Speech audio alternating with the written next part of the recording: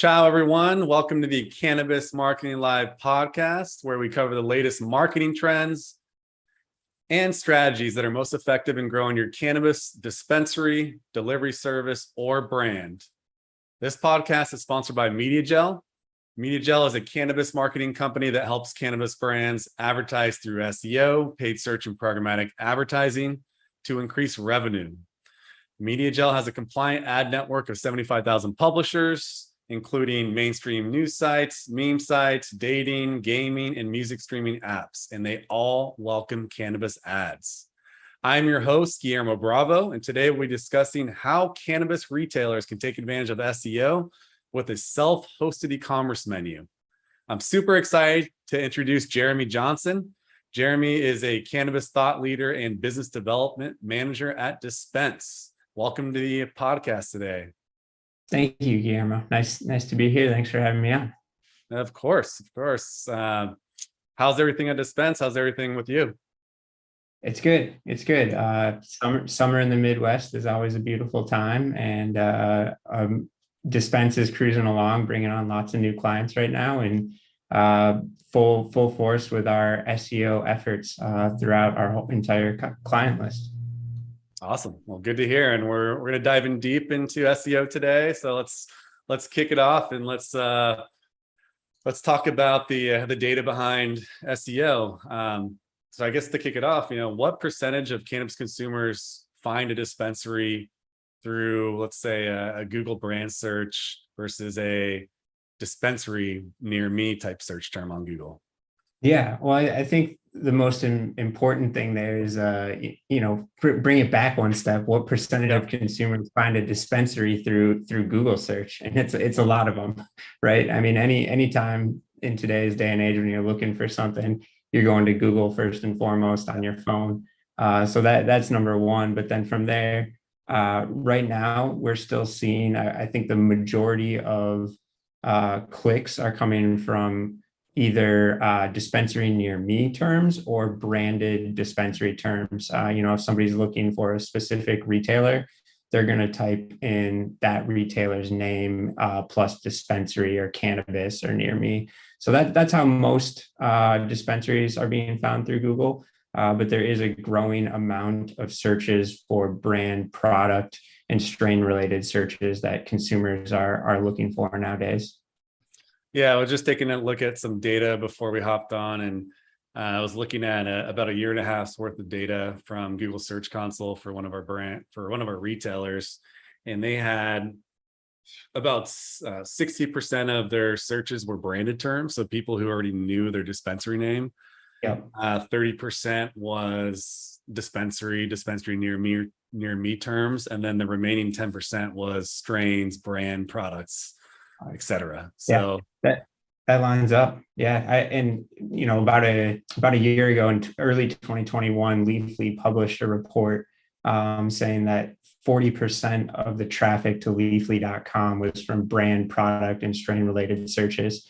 So right there, that just shows the amount of power those queries have there. Yeah, and then one differentiator between like Leafly and Weedmaps is that Leafly is heavily focused on product information and reviews, right? So they typically rank number one, or they rank above Weedmaps across the board for a lot of those brand searches, strain searches, because they were created with that in mind, right? They wanted to provide all this like really deep insights into actual strain information and product information, the effects that they have on your body. So that's one clear like differentiator between those two platforms. Yeah, there's no shortage of like those marketplace platforms nowadays. If you do Google any sort of brand, product, or strain related search, you're going to see everything from Weedmaps and Leafly to All Bud, Ask Hoodie, Dutchy, Jane. It runs the gamut before you even see a retailer search result for the most part. Well, let's talk about e-commerce, because this is, one core element of SEO. Like, what are the benefits of using a cannabis e-commerce menu platform? Yeah, so like as a native platform, is that what you're asking about there? Yeah, I mean, let's talk about native. Let's talk about what's the difference between a native platform and a third-party platform. Let's start there. Yeah. So I would say that most cannabis retailers are on what I call third-party platforms. They're kind of a hybrid of a marketplace, but then they offer a solution for your menu. And so that's going to be, again, Weedmaps, Leafly, Dutchie, Jane.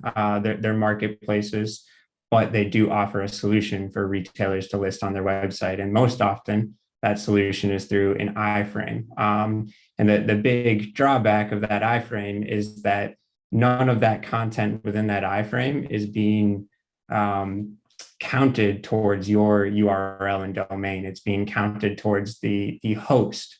So if you're listing with a Dutchie iframe or a Weedmaps iframe on your website, all of that content that's in there is being pointed at weedmaps.com, for example. Yeah. So you're losing out on tons of content that you could be leveraging to rank, increase your domain authority and rank higher, not only for those terms, but all the terms overall, especially things like dispensary near me.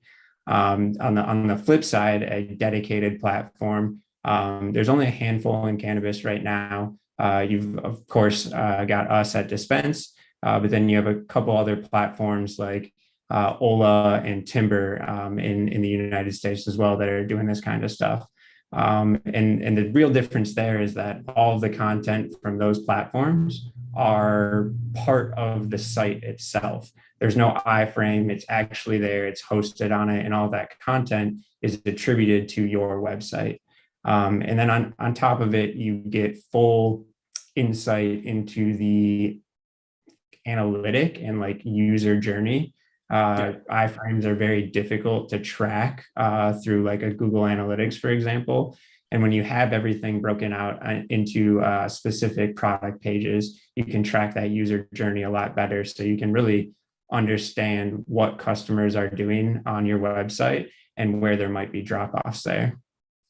Yeah, you have a more robust view into the actual customer journey of the customer, of the consumer, because you'll be able to see not only how they interact with your website, but also your e-commerce menu, and how many people are abandoning cart, how many people are maybe leaving because they're not seeing the right product catalog. So there's a lot of, we'll dive in deeper into this on the Google Analytics side and looking at the customer journey, but there's a lot of value that can be leveraged, from actually owning that data from a self-hosted menu. And one thing is that I know that Jane and Dutchie both have like a headless approach. So you do have the ability to kind of build the same thing, but you'll have to build it custom within those platforms, and that may take an investment from one of your developers, and it'll be a lot of upfront costs. Whereas in let's say you pay for like Dispense or Timber, you're going to pay like a flat monthly fee. So there's some differences between the two. One, you'll pay a flat fee, you own it in-house. The alternative, you can pay for a subscription to be used. Yeah, for those who are more familiar with like the wider world of e-commerce, I compare it to like a Magento versus like a Shopify. Magento is great. They have a ton of benefits to it, but there's a lot of custom work and upkeep with it. And that comes with a lot of additional overhead and costs. And so having something that works out of the box and is more of a managed service has its advantages, especially for the smaller retailers who might not have that bandwidth, budget, or those overall resources to make that happen. Yeah, and you need the time, right? It's going to take a long time to actually build out the e-commerce menu, and it could take 90 days to actually get something like that off the ground. So just be aware of that when you're kind of going through this process. Well, let's circle back, to first party data. Like, how valuable is the first party data that you're gathering from a self-hosted menu? Yeah, that's another big sticking point versus like these third party providers, right? Like you say you're hosting your menu with like a Weedmaps or a Leafly, you get access to that data, but you're limited in what they're willing to show you. And then on top of that, those providers also get access to that data. And so the point of a marketplace like a Weedmaps or a Leafly is to sell cannabis to consumers kind of regardless of what storefront it's through. So you have to think about that when you're listing with one of these platforms. Do you want these marketplaces to have access to your customers' data, how much they're spending, what brands they like? So that first party data is really, really valuable for everyone. Everybody wants it. Everybody wants to know what brands people prefer, how much they're spending on average, what brands they're leaving in their carts. And, I think for a retailer, taking ownership of that data and really being able to analyze it is, there's no limit to the value there. There's so much you can gain from that knowledge. Agreed. And as far as the difference between, like a menu that is indexed versus let's say an iframe, like how much does this impact the indexability of your website? Yeah, that's a pretty good question. So I actually, right before this, was just doing some comparisons. When you're talking about indexability, there's a lot of metrics that we could go by, but one of them is like the amount of ranking keywords your website has. So for example, I pulled up the data for Ascend Wellness, which is one of our largest clients at Dispense, and they rank for about 16,000 different keywords right now. Whereas I pulled up the data for Sweet Flower, which is one of the largest retailers in the state of California. They're running on a Jane iframe, and they're only ranking for about 2,500 keywords right now. A Skymint in Michigan, the largest retailer in Michigan right now. Well, maybe Lumen Skymint kind of go back and forth. Either way, one of the largest retailers in Michigan right now on Dutchie's iframe, they're only ranking for about 3,500 keywords right now. So you can really see the difference between that iframe and a more native menu platform. A client of yours, Haven in California, they use a more native platform and they rank for about 5,000 keywords because they use that. So almost, 2 to 3 times more than that iframe platform there. And then what are you using for the source of this data? Is that SEMrush or another platform? Yeah, I'm just looking at SEMrush. It's all of this is public data that if you're interested, SEMrush is my preferred source of it. You can go on there, sign up for an account, and kind of get data from across a whole bunch of different retailers that you can analyze. It's good to know. Yeah. Yeah. So just kind of adding more to that, by using a menu that is indexable by Google, you're going to allow your product pages, your product categories, brand pages, all that will be indexed. And by index, meaning Google's crawlers will find that page on your website and then give you credit for that page. And they'll associate that page with related keywords. And then those keywords will potentially so you'll show up for those same keywords when people are searching for those products on Google. Yeah. So it's pretty much, it's making sure that your website is being read properly by Google, and you can do that if you're using a self-hosted menu. And then by doing that, you get access to all these different individuals that are searching for a product, brand, category, etc. Yeah, one of my favorite concrete examples for anybody that might be still a little confused by that is one of the most popular brands in the country right now is Jeter. They make really high quality, consistent pre-rolls, and I think nationally they see somewhere around 30 to 40,000 searches per month. And so if you're on an iframe, if you're a retailer and you're on an iframe menu, and somebody searches for where do I get Jeter pre-rolls, your website is not going to show up for that but what is going to show up is Weedmaps, Dutchie, Leafly, etc. But if you are on a native hosted menu and you own that content, when somebody searches, where do I get Jeter near me? You are gonna show up on that search, and hopefully you'll even show up in the Google Maps 3-pack. So that's the benefit right there, is that you show up immediately and customers can find you and either purchase online or get directions to your store. Great. No, this is awesome. I'm going to actually share my screen so people can see some of this here. So I just pulled up Ahrefs, and then so this is Ahrefs. I just put in myhavenstores.com in Ahrefs. This is my preferred tool, and then they have 5,300 keywords that are being indexed for that keyword. And then you're using SEMrush, right? So this is SEMrush, and you'll find something similar here. So you'll see 5,200 keywords is what they're being indexed for at that domain name. So this is where you would go to. You type in any domain name. Let's look at, is there another one that you said Ascend? Yep, it's letsascend.com. Let's Ascend. All right. So you can just type in any name, any website, and you'll be able to see which their coverage is. So yeah, they have 20,700. So they have a lot of organic traffic coming to their websites. That's fantastic. And by adding, so here's another thing. If you don't have a self-hosted menu now, that's fine. Continue to build up your authority and trust of your website. Continue to build backlinks, continue to invest in on-page SEO.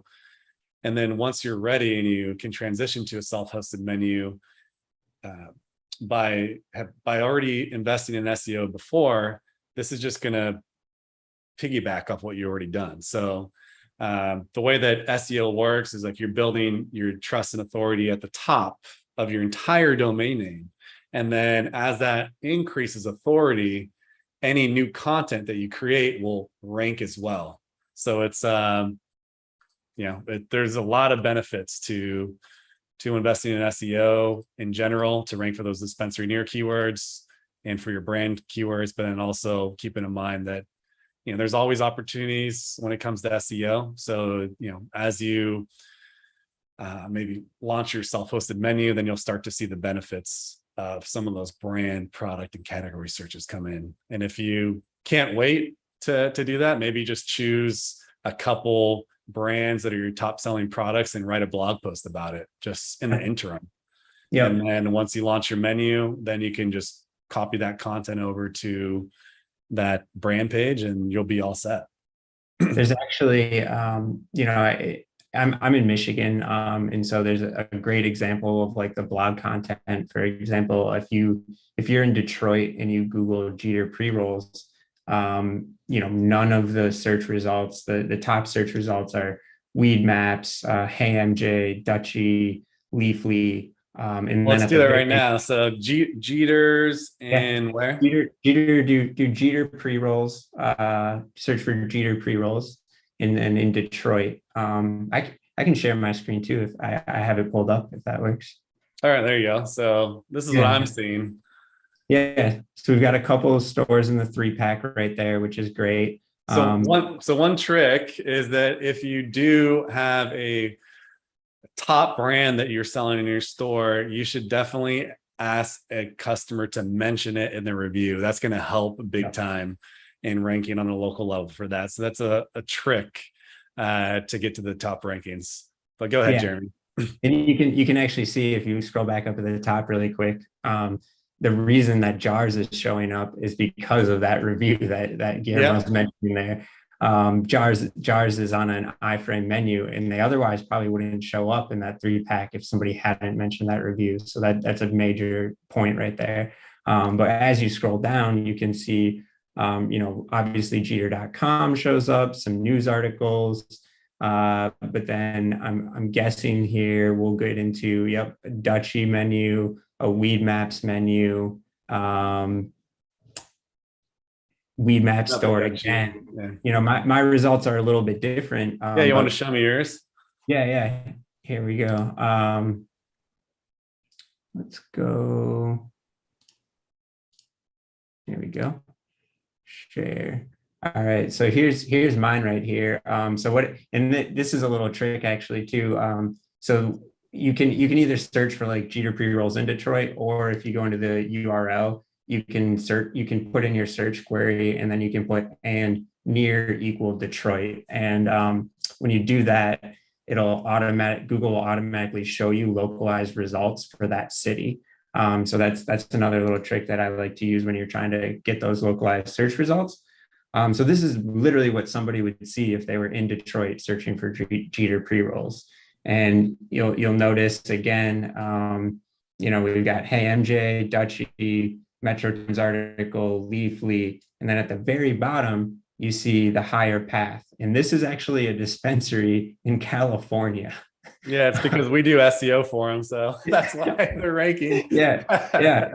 And when you click on it, the link that it goes to is a blog article about Jeters. Yep. So it doesn't even go to the product page; it goes to the blog article. So good job, Guillermo. You made that happen. But that shows the power of those blog articles. So, like Guillermo was saying, if you can't put the time and energy into a native menu right off the bat, maybe you're just using like a free Weed Maps listing for the time being, you can write an article and you can rank. As you can see, you got somebody ranking in California for a local Detroit search there. So that is a powerful tool, the blog alone. Yeah, definitely. Yeah. And let's start talking about SEO. I mean, I definitely wanted to cover the top ranking factors for SEO. So I want to start kind of going through that. The first one's going to be on-page optimization, right? So when you're creating your website, you want to make sure that you are optimizing the site for search engines. That means creating unique content. That means marking up the right pages with schema and rich snippets, and having the right website architecture. But not only that, also linking internally to all the different core pages of your website, ensuring that your main location pages are being indexed, that your brand pages are being indexed, categories and individual products. And you'll definitely want to set this up with Google Analytics and Google Search Console. So those are two platforms that you should set up so that you can get true visibility into how your SEO rankings are progressing, whether they're going up or going down as far as your ranking position, or around your total clicks to the website. Like all these different items are going to be listed there. And I'll show you some of these core elements right now. Actually, let me just pull up mission. It's easier to show than tell. So just yes. So for example, number one, every location that you have, if you're an MSO, should have its own individual page.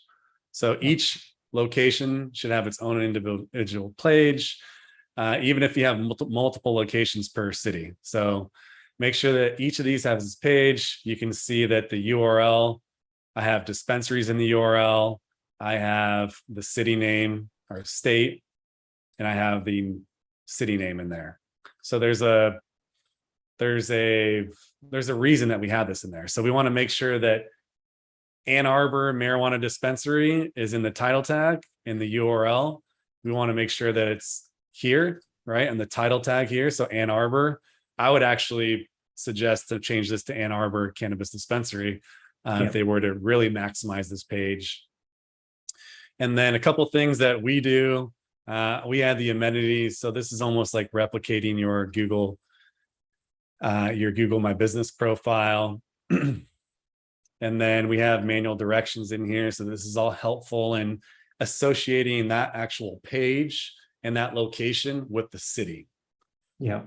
Same thing here, Ann Arbor, Michigan. We have some attractions at University of Michigan here, and so on. So, and then I would actually recommend adding some more SEO content, like a content block here. So when you're searching for Ann Arbor dispensary in that area, then you kind of have everything in place. And like I said, the hierarchy has an impact. So locations, having all this template as far as URLs is, preferred when trying to rank for some of these terms. Yeah. And one note on that too, you mentioned how they've got the marijuana dispensaries in there. It's you really, even your keywords you have to think local with, some on the West Coast, this, I'm not sure how accurate this is, but it's just an example. On the West Coast, people might search for marijuana more than cannabis, but then maybe in the Midwest, people are searching for cannabis more than marijuana. So you really need to know your local audience and what they're searching for. And you can do that through tools like Google search trends to find out, are more people searching for marijuana or are more people searching for cannabis? And then I was just about to do that. Yeah. Let's do it now. Marijuana and cannabis. There you go. Cannabis is used on the West Coast and marijuana is used everywhere else. Yeah. I had it backwards.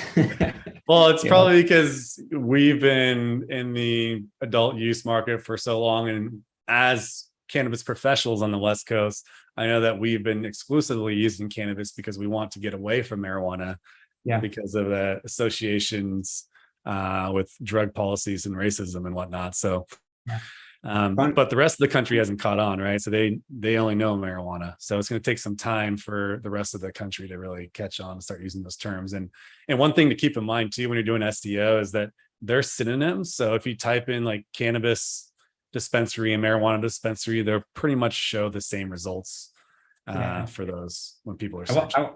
I want to give some credit to the Midwest. Michigan just changed from the marijuana regulatory agency to the cannabis regulatory agency. So we're pushing the Midwest forward here, one thing at a time.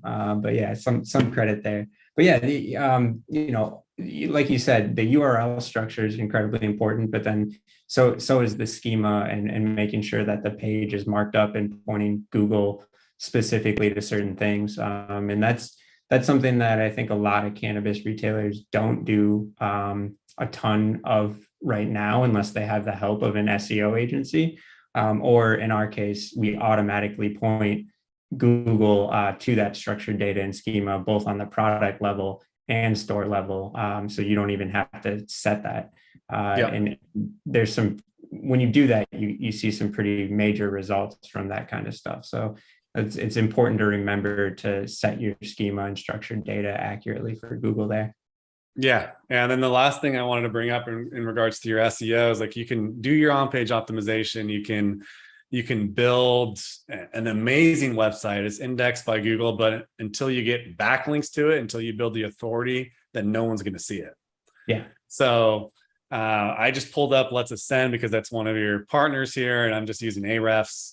But I just wanted to showcase a few things that people don't understand about the SEO process. Is that it is a long-term process. Number one, this is earned media, right? You're not paying for advertising. You're earning this by building up the trust and authority and relevancy of your website to what people are searching for. And Google has become so massive because they are the trusted resource for people to actually find that relevant information. So Google makes their money because they have the most advanced algorithm and they're getting people the best results. So that's what you need to keep in mind. So if you really want to build your trust and authority, you need to get backlinks from other domain names to your website. And I'll talk a little bit about that, but backlinks is essentially, I'll just go to this website here. If I'm on a website and I click on something that's going to a third-party site, let's just say I click on find a store and then it would take me to another website. That is a backlink. So a backlink is a link from one website pointing to another. And you want to get as many backlinks as possible, but it's not necessarily the volume, it's the quality of the domain that it's coming from. So for Ascend, we have 20,200 backlinks from 764 referring domains, which has resulted in organic traffic. It looks like 17,800 keywords and over 111,000 visitors from organic traffic with the domain rating of 40. So that's what investing in SEO really gets you, right? Like you have to build long-term over that authority. So let's look at a 2-year time frame here. You can see so Ascend started back here. So the referring domains is in blue, organic traffic is in orange. And then I can unclick that and I can click on organic traffic value as well. So let's look at organic pages actually. Woo, there's a little uptick there. Yeah. So then I'm going down here. Organic traffic's in orange. So you can see as that has increased over time, and you can see that is related to the total number of referring domains that have been coming in. So as you're building your SEO and you're building your authority and you're getting links from other high authority websites, you can see that there's a correlation between organic traffic and the number of referring domains that you're getting links from. Yeah. And then their pages was very light. So you can see the organic pages is only 45. And then this is probably when I started with Dispense, that shot up from 50 all the way up to almost 10,000 pages. Yeah, that little bump there that you see is at the beginning of May, and that's when Ascend switched from our iframe solution to our native menu solution. And so that's when every single product that they carry got its own individual page, and you can see the effect that had right there. Pretty serious things, and you can even kind of see towards the end of July that effect.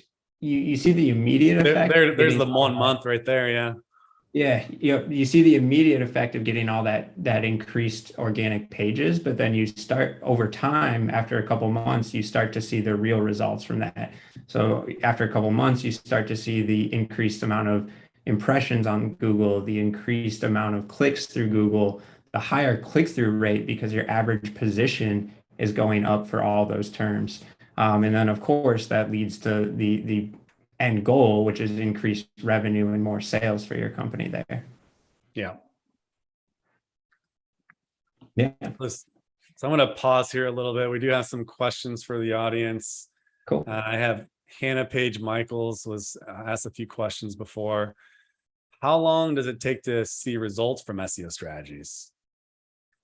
Yeah, I feel like we just kind of talked about that a little bit, but it kind of comes in waves. Like you can see the immediate results of adding content and ranking for keywords, but then some of the real results, like the end goal, like increased revenue, it could take anywhere from, I would say, 30 to 90 days. But you're always, the cool thing about SEO is like the more you invest in it,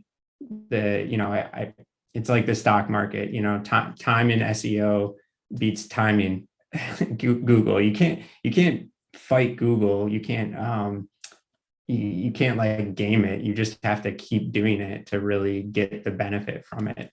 So the longer you do it, the more benefit you'll see. Yeah, and it's a long-term play, right? So I look at everything on a quarterly basis. So I'm looking to improve my organic traffic and my keyword rankings on a quarterly basis. And that compounds over time, right? So as you build your authority, you can reach these different tiers, right? So maybe you're a brand new store, right? And you have no presence online. So first of all, you need to introduce your brand to Google so that they'll start to index you. And then maybe they'll put you sometimes in these little, they put these like in these little slots where they'll give you rankings for a little bit and see how people react. And then they'll drop you down a little bit. But as you build your trust and authority, you will hold those positions that they give you. So, one thing is you have to be really patient with SEO.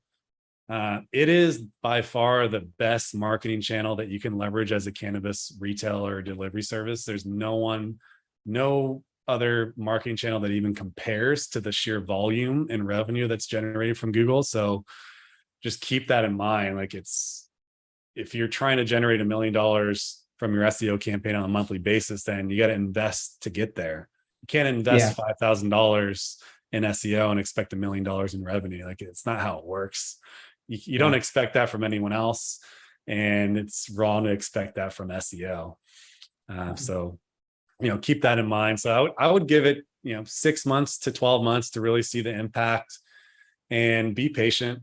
And I'll say, like, straight up, if you're spending less than $5,000 in SEO per month, don't expect much. I mean, you're probably using an outsourced company in India. And like I mentioned, you need to build the authority of your website. You need to build the trust. And that's all done through building high quality links from third-party sites. And if you're paying a lower rate for SEO, you're probably going to be receiving some fraudulent or spam links, which can then hurt your website in the end. So you get what you pay for when it comes to SEO. And actually, Hannah asked this question next: Can SEO be automated or outsourced? I'll answer that question. It can be, let's see. So automated, no, because there's no way for you to automatically generate content and then automatically build links. So definitely a hard no on that.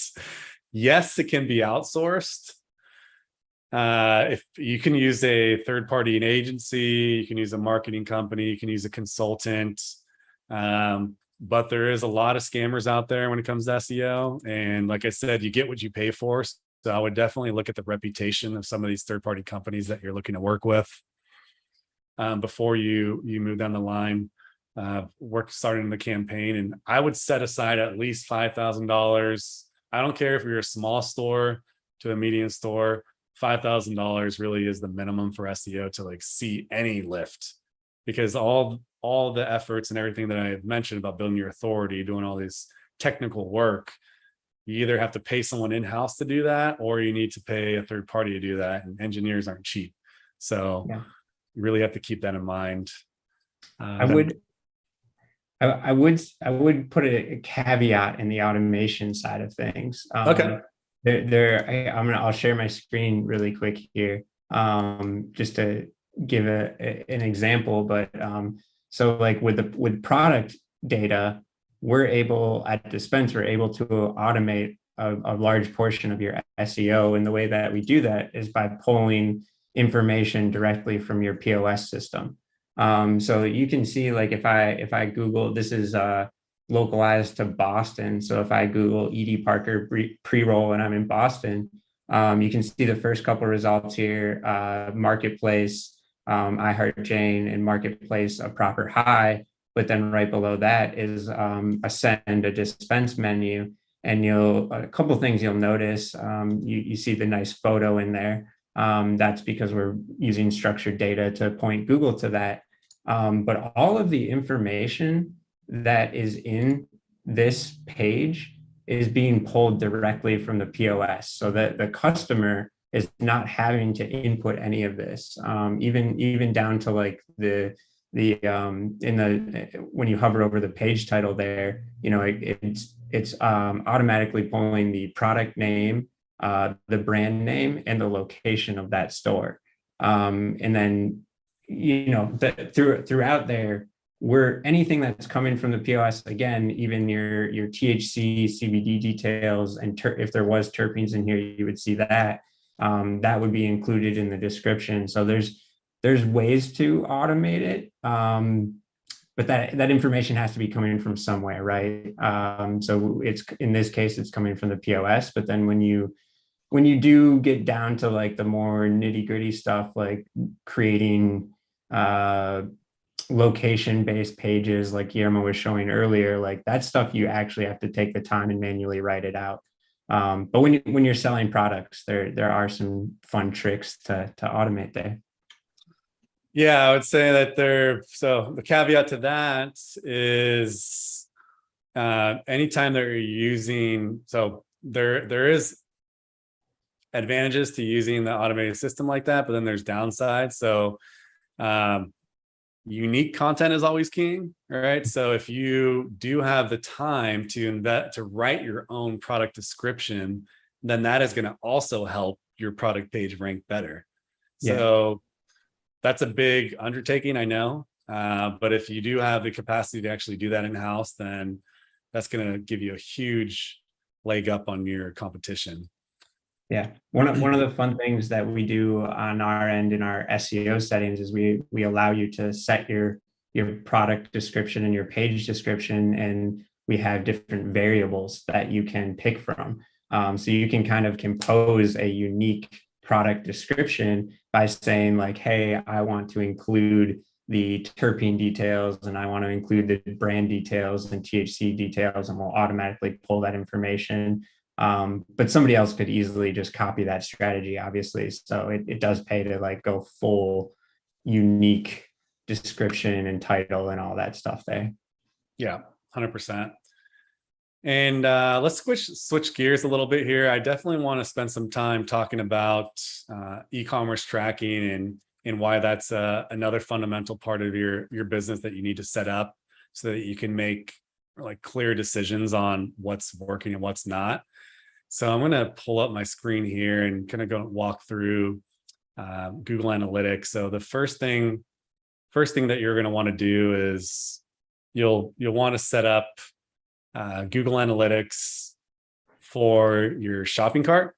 So you want to make sure that you set up Google Analytics for your website and for your shopping cart, but then you connect Google Analytics to both of those to the same account. And the end result is going to be this. And one thing I want to mention is that this is the original Google Analytics platform. Google is moving to the GA4 platform, I believe, starting around this time next year. They'll be sunsetting Urchin Google Analytics, so just keep that in mind. But talking about the KPIs and what we should actually be tracking here. So number one, you need to set up your e-commerce tracking so that you get access to these 3 columns of Google Analytics: your e-commerce conversion rate, the number of transactions that have been placed on your website in that time period, and the amount of revenue generated from those channels. So you'll be able to see, from this, for this partner, I did this for the last year, Google Organic alone. So Google Organic is going to be traffic to, I like what you did there. How did you do that? So you did Jeters. Oh, so if you just do Jeter and then in the URL structure, after the and, like Jeter and, if you delete everything after that, near equals city. Detroit. Okay. Yep. Cool. Yeah, so I can see that here. So this is an organic result. So someone clicks here and goes to the website. And for this partner, Google Organic alone made up, it looks like 37% of their traffic, but 45% of their revenue. So when I say this is your top marketing channel, like the numbers are here to support that, right? Yeah. And I often see for a lot of our clients, I see that, this adds up pretty well. You've got 45% of your revenue, but I often see like Google Organic is, 60 to 70% of their traffic and 50% of their revenue. It's definitely not uncommon in the cannabis industry for it to be that big of a source of income for these dispensaries. Yeah, so this is all organic traffic. So that's 47% right there. Yeah. But yeah, of the revenue, direct traffic, it looks like paid search is about 3%. And then there's other. So there's some differences here. So source medium actually shows you the referring domain or the channel. So you can see like Google Organic, Google CPC, banner ads. So this is programmatic advertising, some referrals from Houseplant, their Google My Business listing. This is their Spring Big campaign. So you can see where the revenue is coming from. But this is where it gets real sexy on the data side. You can go in and you can start to see, how all the channels support each other. So you can see the breakup of direct traffic, organic, and email marketing, and how those 3 channels specifically have supported a sale. And you can see how they overlap here. And then you can look at assisted conversions. So you can see of all the traffic to your website, you can see how many people came in through last click conversions. And last click meaning someone clicks on this result, they go to your website, and then they make a purchase on that same session. So that's called last click. Yeah, even though they might have been hit with an email or an SMS previous to that. Yeah. Yep. So then in addition to what I showed you before, that 47% of revenue, they're also getting a lot of assisted conversions in this as well, meaning that Google organic search or just organic search as a whole was part of the customer journey. And I'll show you what that looks like here. So this is the top conversion path. So this is the top customer journeys that people made to actually make a purchase. So their top one's going to be 2 direct visitors. Second one's going to be organic search. So they find us through organic search and then they directly come to the website. Yeah. So you can see the breakup of all these, and it can get pretty in depth, but you can see the direct traffic and organic are the top 2 by far. Like there's not even anything in the top. There you go. Referral, email. So you get full visibility into everything here. You can also get time lag in days. So like the days between each of those conversions or the visitor and actually them making a purchase. So this is all like really valuable information that you should have access to as a cannabis retailer. Yeah. And you can look at, Go ahead. On that note, like you lose a lot of that access, like especially that e-commerce access, you lose a lot of it if you are working with an iframe based menu. It doesn't come through quite as much. I'll correct you on that. So you can on certain iframe menus. So you can layer on if they have the ability to integrate with like Google Tag Manager, Google Analytics. There's some of the marketplaces allow you to do that. Others don't. One thing you want to keep in mind is you never want to send anyone to a third-party website to check out, because then you'll never get to see this full experience and how people engage with your website. Yeah, I guess I should have put a caveat in there. It depends on which iframe you're using, but if they do have that Google Tag Manager, that GTM integration, you can get some of that data back that you wouldn't normally be able to get. Yeah. Well, let's talk about KPIs, because this is, as a marketing professional, this is what we're, following as our true north. And then this is all the information that's going to be reported on in the C levels. So what are the top 10 KPIs to measure for your e-commerce SEO performance? Yeah. I think everybody's going to have a different answer here. Okay. But I mean, for me, it's how many impressions are you getting on Google? What is that amounting to in the amount of clicks that are coming through? What's that click-through rate? And then the ending one kind of being like, what is that revenue that's being generated from organic search? And so those are kind of like the core that I really like to pay attention to. But then there's other KPIs that you can look at. Like you can start to you can look at like how optimized is your Google My Business profile, or how complete is your structured data? Like, are you missing reviews from your product data, or are you missing location from your business level data? So I think there's a core set, and everybody's going to want to pay attention to different stuff. But then within each of those individual items, whether it's on page or off page optimization, there's some good KPIs to pay attention to there as well. Agreed. Yeah. So, and I would add on to that. So conversion rate's going to be there. Organic revenue and transactions, total number of organic conversions, lifetime value. That's something we never talked about. LTV, lifetime value for users that originated from organic.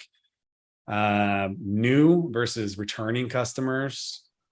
Those are all valuable. And I'm going to actually just pull up Google Search Console so I can show everyone this as well. This is where you can actually see the impressions. So if I did last 12 months, or let's just say this is the last 3 months, this is the number of impressions that I received from Google. And you can see this in your search console. Yeah. Well, one we didn't mention either is your average position too. You're really going to see the higher your average position is for keywords, the more impressions you're going to get, the higher click-through rate you're going to get. And then obviously that results in more traffic and more revenue, especially for those big keywords like dispensary near me. You want to be within that top 10 for average position there. Agreed. Let me show that again, just so people can see this. Let me actually compare to the previous period.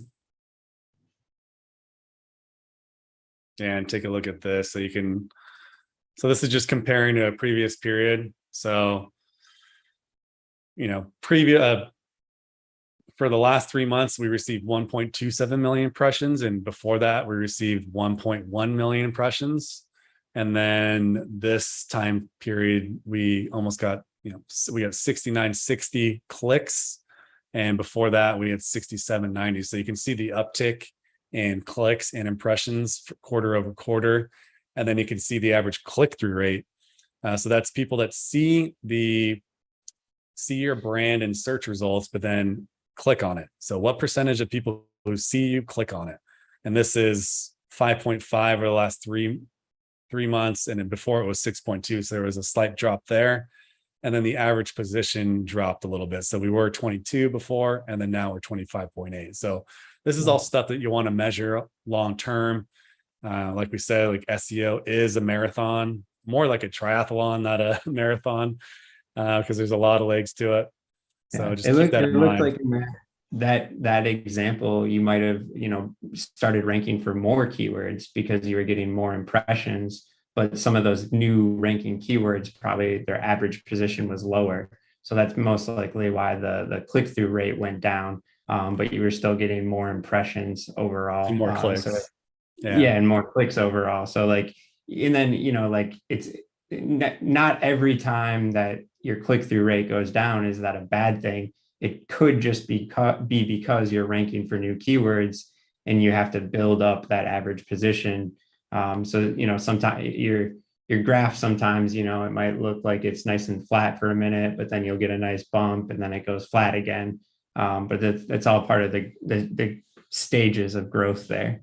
Yeah. So for example, if you started to rank on the first page of just for dispensary and that gets 10,000 impressions a month, maybe on the first month you're at the bottom, so you're not getting that many clicks. But as you start to increase your position, your click-through rate's going to improve, with the goal of getting to the number one position, which will yield you the most clicks. And there's some studies about that. I think it's like upwards of 70% of all clicks, people click on the first link, and then it's like 10% on the second link, and then it kind of trickles down from there. So if you have the power to really own that first page ranking on the first position, then you're going to get the most traffic by far. So just keep that in mind. Last question here. What do conversion rates look like for menus, and what conversion rates what do they look like at so for a self-hosted versus like an iframe? Yeah, it's an interesting one. I think a lot of you'll see a lot of dispensaries say they have conversion rates of like 20 to 30%. That's not always accurate though, because that's usually just for the menu itself. So it's not counting like, I'll use Ascend. That's not counting if somebody hit like letsascend.com. It's just counting if they hit letsascend.com/menu/location. So you'll see that number thrown around a lot in cannabis, people being like, oh yeah, our conversion rate is 20 to 30% and we're killing it. Not totally accurate. I think more accurate in cannabis, your conversion rate is probably somewhere between like 10% to maybe 20 on the high end, which is still way better than most e-commerce. Most e-commerce, way better. Most e-commerce is like 3% conversion rates on average. But turns out if you're trying to buy cannabis, you want to buy cannabis. If you're searching for cannabis, people want to buy it. Yep. So you see a pretty awesome conversion rates in the cannabis world, but you do have to be mindful of how those conversion rates are being calculated. It's I wouldn't say that it's really a true representation if you're just looking at the menu versus the website as a whole there. Yeah, and I would shoot for 10%. 10% conversion rate is pretty standard. I've seen that across like stores that do a great job. And there's some factors that influence conversion rate. I've worked with some partners that in Michigan actually that didn't do well. They had like a 1% conversion rate, and it was because of two main things. Their product catalog was like the number of SKUs, the number of products available in per category was like 25% that of all their competitors. Wow. And then the second thing was they were charging like 15% more for all the same products. Hmm. So those two factors alone, if you don't have a complete product catalog, or if you're not competitive with your prices, are going to drive down your conversion rate significantly. Because if I'm in Detroit, I can type in Detroit cannabis dispensary and I can find 10 dispensaries. I can pull up all the menus next to each other and I can find whoever has the best deal, right? So I can do my own price shopping, price comparison, and people do that. I have friends that work at these menu companies like yourself, and customers like Tacoma, Washington, they'll look at our partner Clear Choices up there, but then they'll look at everyone else's in Tacomas and see who has the best deal. Not only in general, but for that day, like who has daily deals, who has that going on. So that's definitely a factor to keep in mind when working on your SEO strategy. Yeah, you have to make sure your menu could be amazing, you could be getting people to click through, but if you don't have the selection people are looking for, or if you don't have the prices to compete, it's all kind of for nothing there. Unless you differentiate in other ways and you build that brand loyalty, but that's a whole nother topic. Yeah, and then also, I've seen one thing that helps with conversion rates is add a live chat to your menu. So if you have a bud tender that can be available, tons of people are they're shopping on your menu every day. Maybe you'll have like 300 to 500 people come in to pick up their orders. So maybe 5%, 10% of those people, they don't know what they want, or they have questions on products. To save time on phone calls, you can just add a live chat and kind of streamline that whole process. And then people will check out on the online menu instead of having to jump through all these additional hoops to make a purchase. Yeah. Cool. Well, thank you everyone for joining us today. Thank you, Jeremy. This was a great session. We covered a lot of ground about owning your data and the SEO tactics you need to employ to rank your cannabis business and your cannabis e-commerce store on Google and Bing and beyond. Jeremy, you is the business development manager at Dispense. Can you tell us your social media handles so people can connect with you online? Yeah. Post them online in the chat too. Just fine. LinkedIn is where I spend most of my time. Jeremy Johnson. I think if you might have to search like Jeremy Johnson Dispense to find me. I don't think I have like a slug for my LinkedIn there. But that's where you can find me. Super easy, and I post a lot about SEO and how to optimize. Cool. And I just posted that in the live chat if anyone wants to click on that. There you go. Perfect. And thank you again for joining the Cannabis Marketing Live podcast. Once again, I'm your host, Guillermo Bravo, and this was sponsored by Mediajel. And Mediajel is a cannabis marketing company that helps cannabis brands advertise through SEO, paid search, and programmatic and beyond. So yes, you can advertise cannabis on mainstream media publications. Yes, there's a better alternatives to billboard advertising and all the radio and print advertising that people have done in the past. So definitely look into display advertising and programmatic advertising in ways that you can add this to your marketing mix. Thank you again, everyone. Yeah, thanks for having me, Guillermo. Yeah, thanks, Jeremy. Bye.